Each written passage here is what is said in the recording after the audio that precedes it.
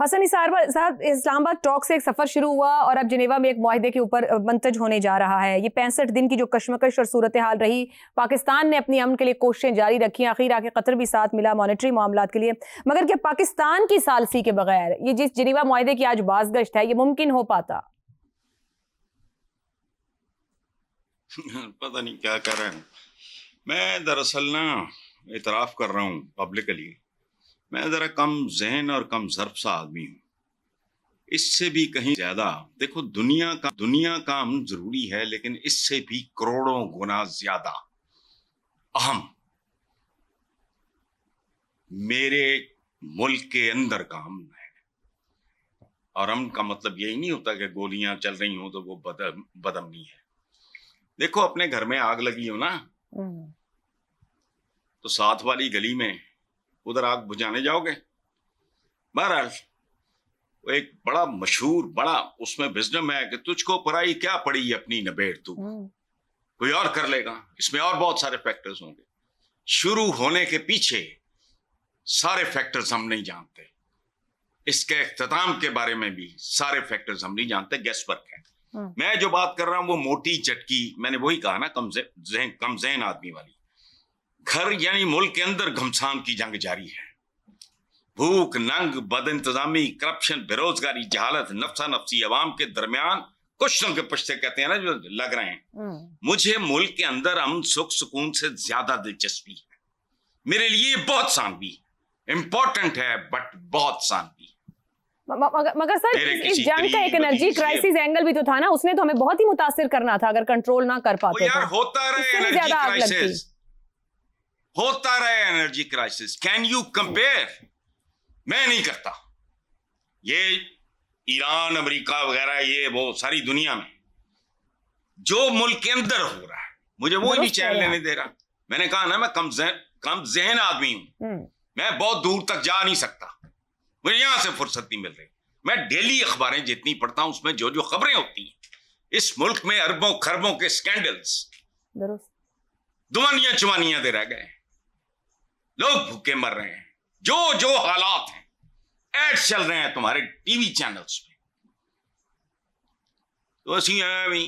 और जो बात आज आप कर रहे हो, मैं ये जब सिलसिला शुरू हुआ है, 5 दिन बाद या 4 दिन बाद मेरा प्रोग्राम था, ब्लैक एंड व्हाइट। मैंने कहा था, ठप्पे रहो, अमीनत तमाला पाओ, लुडियां पाओ। आज भी वही सवाल है कि आगे क्या होगा। तो होता रहे, करो, अच्छी बात है। बाहर अपने बच्चे भूख से मर रहे हैं, तो बाकियों का पीड़, मतलब मेरी समझ से ही बाहर है।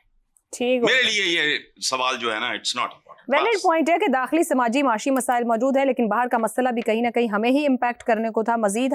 रजा रूमी साहब, 65 दिन का ये स्कोर कार्ड है इस्लामाबाद से जिनेवा तक का, अब एक सिग्नेचर होने जा रहे हैं जिनेवा में। बार बार अमन की कोशिशें नाकाम हुई हैं। यहाँ से आगे आप क्या समझ रहे हैं कि एक अमन मुआहिदा होगा जो हतमी होगा, या अभी भी उसके अंदर बहुत कुछ देखने को बाकी है और बार बार उसकी कमजोरी मुतासिर करेगी दुनिया को?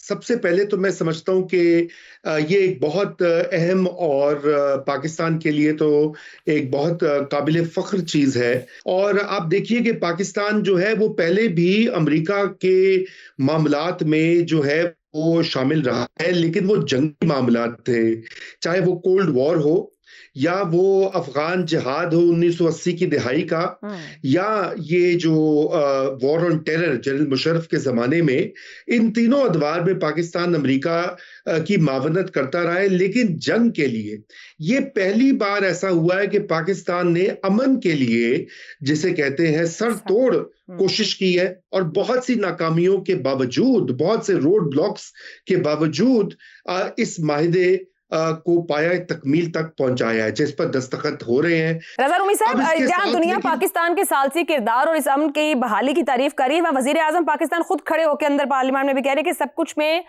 फील्ड मार्शल का हाथ है, उनकी अनथक मेहनत का भी नतीजा है। तो मजमूई तौर पर क़यादत ने मिलकर एक एफर्ट किया उस पीस के लिए, जहां पाकिस्तान हमेशा प्रॉब्लम के तौर पर देखा जाता है, वहां पाकिस्तान पीस डिलीवर कर रहा है दुनिया को।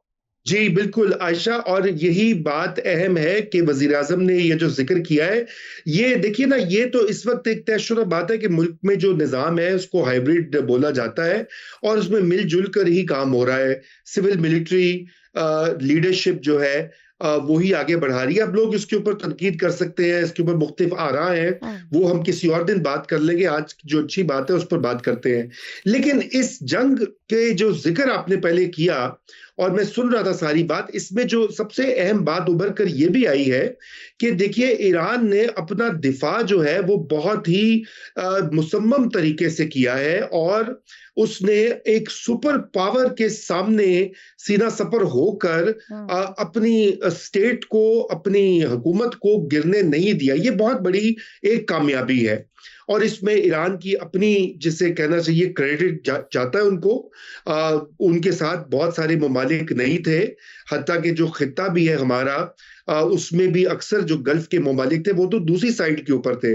लेकिन जिस तरीके से ईरान ने अपने पत्ते खेले, मिसाइल्स वगैरह, ड्रोन्स का जिक्र तो होता ही है, आबनाए हुर्मुज को जिस तरीके से उसने एक स्ट्रेटेजिक लीवर के तौर पर इस्तेमाल करके अमेरिका को और मगरबी दुनिया को और पूरी ग्लोबल इकोनॉमी को भी एक तरीके से झंझोड़ा, वो बहुत बड़ी एक इस पूरी पिछले कई महीनों की जो जंग है उसका एक सबक है। और मैं समझता हूं कि अब इससे ये भी साबित हुआ है कि इस पूरे वाकये के बाद, अगरचे कि आपने जो सवाल किया है वो ये है कि क्या ये मायदा देरपा होगा, जी बिल्कुल यही सबसे बड़ा सवाल है, क्योंकि अभी तो वो बकौले शख्स पार्टी शुरू हुई है, क्योंकि अभी तो बहुत सारे मामलात और नुकात के ऊपर मजीद गुफ्तगू और फैसले होने हैं, जिसमें कि ईरान को जो पैसे जो उनका एक उन्होंने अपना हक कहा हुआ है कि हमें दें, 24 अरब डॉलर का जिक्र हो रहा है, वो किस तरीके से और कब उनको मिलेगा, सैंक्शंस पूरी तरह से हटेंगी कि नहीं, और ये कि न्यूक्लियर जो मसला है उसके ऊपर क्या समझौता होगा, ये अभी ओपन एंडेड सवालात हैं। लेकिन नवंबर तक अमेरिका जो है वो उसकी यही ख्वाहिश होगी कि किसी तरीके से इस मामले को निबेड़े, क्योंकि नवंबर में जी जो मिड टर्म इलेक्शन है आयशा, अगर ये मामला आगे बढ़ता है, दोबारा से जंग स्टार्ट होती है, वो अफोर्ड नहीं कर सकता अमेरिका। मैं कई बार ये आपको अर्ज कर चुका हूं पिछले कई हफ्तों से कि अमेरिका की बिल्कुल लिमिट पहुंच गई थी, इसलिए ये एक बड़ी अच्छी विंडो है कि अगले आने वाले 3-4 महीनों में ये मामलात भी किसी हद तक सेटल हो जाएंगे। और तीसरी एक अहम बात जिसका मैं तस्करा कर दूं, और वो ये है कि गल्फ के ममालिक में भी अब एक गल्फ का जो पूरा रीजन या जिसे वेस्ट एशिया कहा जाता है, वहां पे भी ईरान एक मिडिल पावर के तौर पर उभर कर सामने आया है। जैसे कि पाकिस्तान एक मिडिल पावर के तौर पर अपना लोहा मनवा चुका है पिछले साल से, और इस बार इस डिप्लोमेसी और अमन के खेल में भी पाकिस्तान सरे फहरिस्त रहा है। अब ईरान एक दूसरी पावर के तौर पर उभरा है, और देखना है कि ईरान का बतौर मिडिल पावर उभरना मिडिल ईस्ट को किस तरह शेप अप करता है। भले जिस तरह रज़ा रूमी साहब कह रहे हैं बहुत से ओपन एंडेड सवालात हैं, मगर फिलहाल दुनिया अमन का सांस ले कि मामलात बेहतर तौर आगे बढ़ रहे हैं। एक ब्रेक ले लेते हैं, ब्रेक से वापस आएंगे तो बात करेंगे। प्रोग्राम में जिक्र हुआ मुल्क के दाखिली मसाइल, वहां पर सियासत, जमहूरियत सवालिया निशान रहती है। इसी पर गुफ्तगू के ऑपोजिशन लीडर ने जो सवाल रखा, वजीर आजम का जवाब किया था। इस ब्रेक के बाद